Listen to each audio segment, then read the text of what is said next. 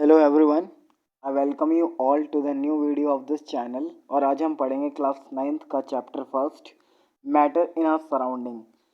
और इसके अंदर हम जो जो चीज़ें पढ़ेंगे उनको कुछ इस तरह से बांटा गया है कि आप देख सकते हैं कि पहले हम थोड़ा इंट्रोडक्शन वाला पार्ट देखेंगे उसका, फिर जो फिजिकल नेचर होते हैं मैटर का वो कैरेक्टरिस्टिक्स, फिर स्टेट्स ऑफ मैटर की बात करेंगे और बाद में हम इनका इंटर कन्वर्जन देखेंगे। तो सवाल उठता है कि मैटर क्या होता है। तो matter is nothing but anything that has mass and occupies some space is called matter. और ये जितने भी मैटर होते हैं बहुत छोटे छोटे पार्टिकल्स से मिलके बने होते हैं। अब पार्टिकल्स की कुछ प्रॉपर्टी होती हैं जिन पे हम डायरेक्टली आके समझते हैं। चलिए, तो क्या कहते हैं पार्टिकल थ्योरी ऑफ मैटर। पहली चीज़, जितना भी मैटर है वो सब छोटे छोटे पार्टिकल से मिलके बना हुआ है। हर एक पार्टिकल अपने आप में एक खास तरह का है। ये एक दूसरे को अट्रैक्ट करते रहते हैं।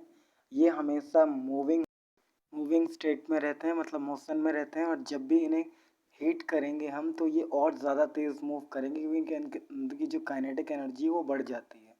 अब एक एक्टिविटी के थ्रू हम ये देखेंगे कि जो पार्टिकल्स होते हैं वो कितने छोटे छोटे होते हैं।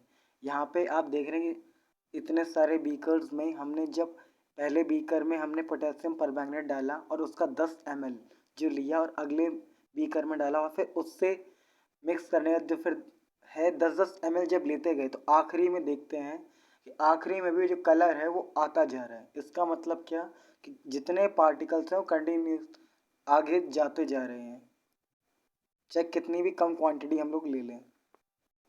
अब हम अगर बात करें स्टेट्स ऑफ मैटर की तो हम सब जानते हैं कि वो तीन होते हैं, सॉलिड, लिक्विड एंड गैस।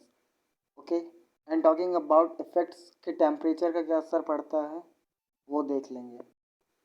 हम सभी जानते हैं कि जब हीट या टेम्परेचर बढ़ाया जाता है तो पार्टिकल्स में एक एनर्जी आ जाती है जिसको काइनेटिक एनर्जी कहते हैं और वो वाइब्रेट होना स्टार्ट होते हैं। और इसी से जब काइनेटिक एनर्जी बढ़ती है तो फोर्स ऑफ अट्रैक्शन को ओवरकम कर लेती है और उनमें जो मॉलिकुलर फोर्स होता है वो कम हो जाता है। ये होता है टेम्परेचर का इफेक्ट एक पार्टिकल पे। अब आई होप आपको समझ में आ गया होगा। और इसके अलावा अगर हम बात करें तो दो स्टेट ऑफ मैटर और रह जाते हैं जो कि इतने इम्पॉर्टेंट नहीं है बट फिर भी कहीं ना कहीं वो हम मानते हैं। पहला है प्लाज्मा और दूसरा है बोस आइंस्टीन कंडेंसेट। आइए उन्हें भी पढ़ लेते हैं। तो प्लाज्मा जो है फोर्थ स्टेट कंसीडर किया जाता है जो कि बहुत कॉमन है यूनिवर्स में। ये कुछ कुछ गैस की तरह होता है बट इसमें कुछ फ्री इलेक्ट्रॉन्स होंगे और जो कि पॉजिटिवली चार्ज पार्टिकल्स होते हैं जिनको कैटाइंस कहते हैं। इसका एग्जांपल आप लाइटिंग, स्टार्स, इन सब में देख सकते हैं। अगर हम फिफ्थ की बात करें बोस आइंस्टीन कंडेंसेट की, तो ये एक्चुअल में जितने भी एटम्स हैं जब वो बहुत एक सर्टेन टेम्परेचर पर ठंडे कर दिए जाते हैं, कोल्ड हो जाते हैं, तो उनको हम लोग कहीं ना कहीं बोस आइंस्टीन कंडेंसेट में डालते हैं।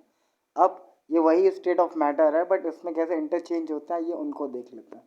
तो सिंपली अगर कोई चीज़ सॉलिड से लिक्विड हो रही है तो वो मेल्ट हो रही है, लिक्विड से गैस हो रही है तो वेपोराइज हो रही है, गैस से अगर आगे जाएगी तो आयनाइजेशन होगा प्लाज्मा केस में, फिर अगर उल्टा होगा तो प्लाज्मा से डीआयोनाइजेशन होता है, गैस से लिक्विड कंडेंसेशन होता है और फिर वहाँ सॉलिडिफिकेशन होता है जिसको फ्रीजिंग कहते हैं।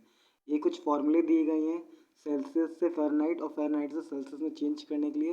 Let's talk about him.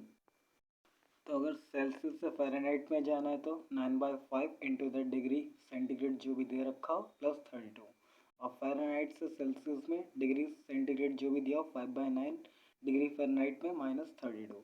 Now talking about the new topic latent heat.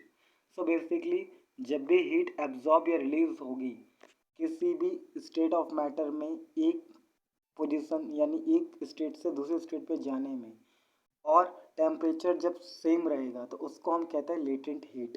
इसमें दो कैटेगरी होती है, आइए देखते हैं। अब latent of heat of fusion में होता क्या है कि जो बर्फ़ है वो जब पानी बनती है तो उसके लिए जो कुछ हीट रिक्वायर्ड होती है।